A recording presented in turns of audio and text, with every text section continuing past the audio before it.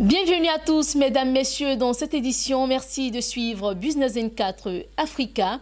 Comme annoncé dans les titres, le réseau des parcs nationaux et réserves est soumis à diverses pressions, ce qui entraîne la dégradation des écosystèmes. Afin de préserver ses patrimoines naturels, la Fondation pour les parcs et réserves de Côte d'Ivoire vient d'octroyer une subvention de plus d'1 milliard de francs CFA à l'OIPR, l'Office ivoirien des parcs et réserves de Côte d'Ivoire, pour son exercice 2019. Le commentaire de Jean-Charles Sibaï.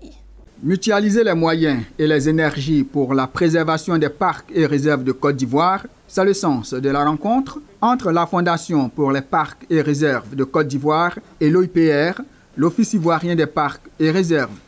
Par la signature de cette convention, la Fondation pour les parcs et réserves de Côte d'Ivoire octroie la somme de 1 milliard 279 millions de francs CFA à l'OIPR pour l'exercice 2019.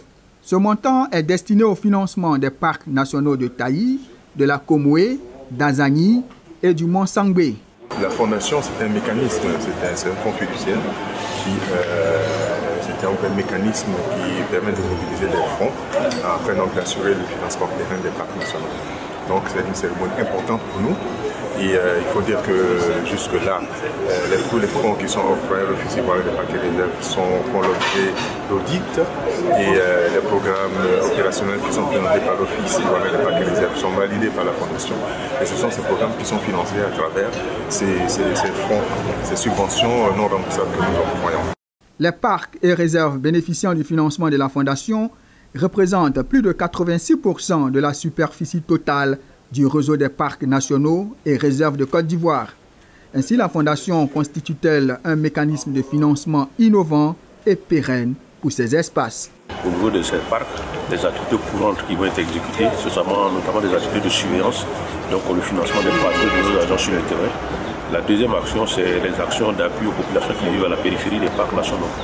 C'est là que nous allons apporter un appui technique pour la réalisation d'un certain nombre de micro-projets qui sont générateurs de revenus et aussi pour la réhabilitation d'un certain nombre d'infrastructures sociales de base.